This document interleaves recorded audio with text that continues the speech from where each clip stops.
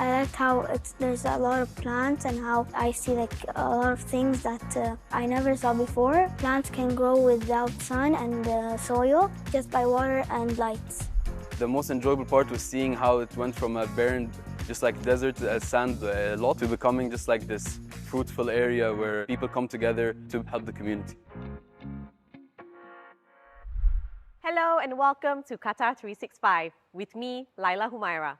On this episode, we shine a light on sustainability initiatives that have been galvanizing communities across the country to do their part for the environment. But first, I'm here at Green Island in Education City, where recycling, research, and hands-on learning are helping to foster a lifestyle of circularity. These students are pretty excited to be outside the classroom. They might be away from the books and whiteboards, but the learning doesn't stop. Today, they're on a special tour of Qatar Foundation's newest educational facility. The main objective behind Green Island is to make sustainability accessible to all, and so we're localizing sustainability for visiting schools. It's very important for students to understand that what they see elsewhere is also happening in Qatar. Built on more than 8,000 square meters of land, Green Island has plenty of space for people of all ages to explore. Through partnerships with companies like Qatar Energy and Agrico, the facility displays a few of Qatar's major sustainability efforts. When students visit us, they get to know how Qatar is very ambitious when it comes to solar power. They get to discover as well how the future of agriculture is mainly about hydroponics and how hydroponics are being implemented. By going in these different stations, they get to understand how dense is the work and how cross-functional it is. Green Island also prides itself as a recycling hub, a place where members of the public can put thought into action. Other than the 4 standard recycling streams of paper, plastic, glass, and metals, there are 3 additional bins to collect electronic waste. So if you have some old batteries, cables, or tablets to throw out, and you're not sure how or where to dispose of them, Green Island also has the facilities to show you the entire recycling process for each material. Beyond learning about recycling and sustainable efforts, Green Island's outreach program also includes hands-on activities like workshops and games. What we do is we customize every single visit to the needs of the school. We have a very open discussion with the schools. We understand their curriculum and we understand their needs. At the core of Green Island's mission is to lay the foundations to transform Qatar's growth into a circular economy. When we speak about upcycling construction waste, we're able to produce urban furniture using the same materials. And so explaining to the visitors, and especially the kids, that what used to be waste as a demolished building could be converted through a process into urban furniture through, of course, a very meticulous design process. This is a typical example of circular economy that we would like to convey and have kids understand very well. And so far, school excursions like the one today have struck a chord with the students and hopefully leave a lasting impact. It's really nice. I liked how there's a lot of plants and how I see like a lot of things that I never saw before. Plants can grow without sun and soil, just by water and lights. Like I recycle and I don't use stuff that use pollution, and they recycle everything that's plastic. Other than outreach programs, Qatar has invested billions of dollars into research, specifically looking at sustainable development and climate resilience. From Green Island to Hamad bin Khalifa University, where I've come to meet 2 leading researchers involved in Qatar's regional and national efforts in sustainability and climate change. Dr. Davia, Dr. Logan, thank you so much for speaking with us today. I wanted to start with this national resilience framework that you both are working on together. Can you tell us more about it and what it aims to achieve?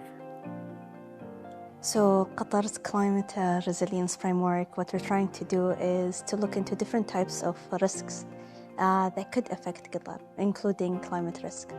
And what we're trying to do is build an institutional collaboration with academia, where we're trying to develop tools and strategies through research and to help empower decision makers and stakeholders to understand what kind of climate risks are going to affect Qatar and what kind of solutions could emerge. And speaking of international, you both also lead a regional climate change group, more specifically looking at sustainability within or in arid environments.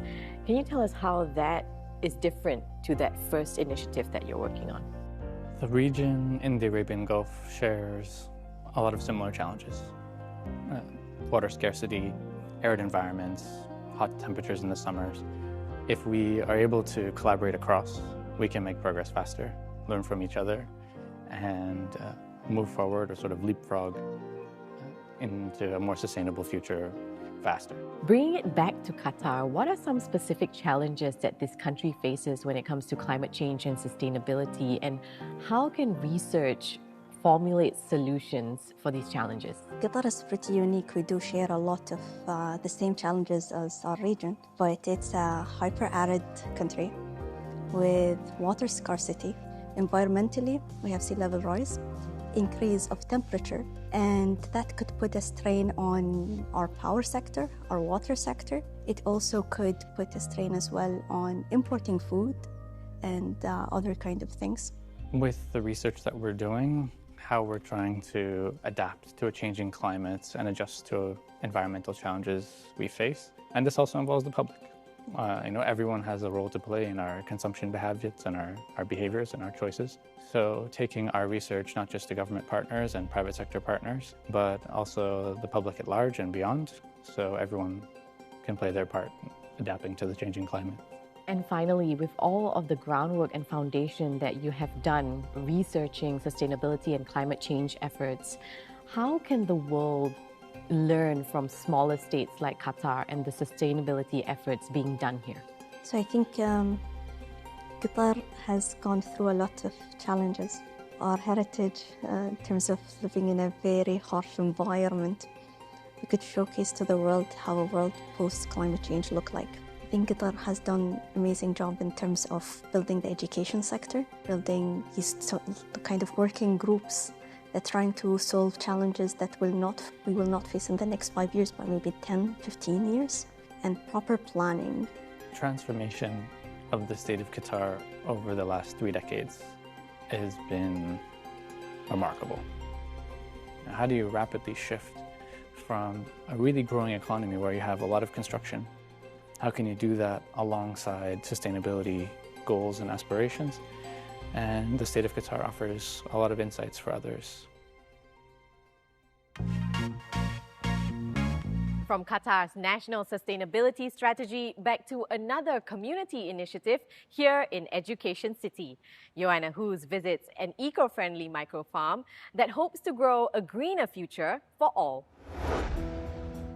It's harvest day at the Giving Garden, and green-fingered volunteers have shown up in numbers to reap the crops that are ripe and ready to be picked.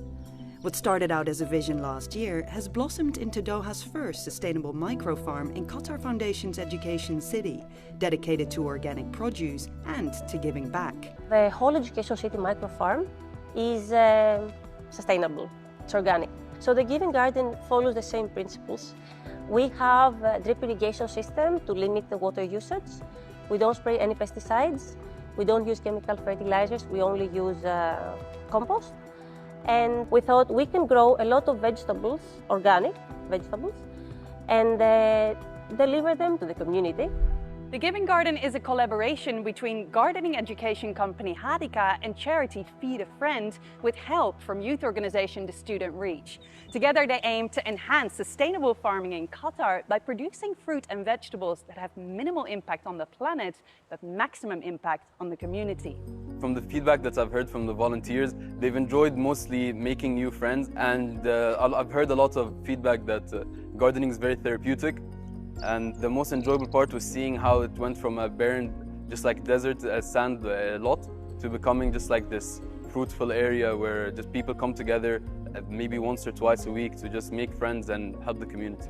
There's no cherry picking at the Giving Garden. To avoid food waste, all edible fruits and vegetables are harvested, regardless of their shape and size. We don't throw vegetables, even if they have a bad shape, if they are a bit smaller, or if they don't look the right color as the vegetables that we see at the supermarket. Even if some things are damaged by pests or diseases, then we might still add them in the compost bin. And in general, the food waste is, I would say, zero. Once packed in sustainable brown bags, volunteers like Stephanie take the produce to well-placed Feed a Friend community fridges, leaving the nutritious and fresh food free for anyone to take. The community fridges with Feed a Friend are at places all over Doha. I think there are more than 80 fridges right now, and that number is going up every day, that are a place that are open to anybody to put food in or to take food out. So the Giving Garden is great because it provides fresh, nutritional produce directly to the fridges for those friends in our community. Through its collaboration with the Student Reach and by encouraging volunteers to bring their kids, the Giving Garden aims to bring young people to the farm. The team hopes that by getting their hands dirty together, it will nurture a love of nature in the next generation, ensuring a greener future and a garden that will keep on giving.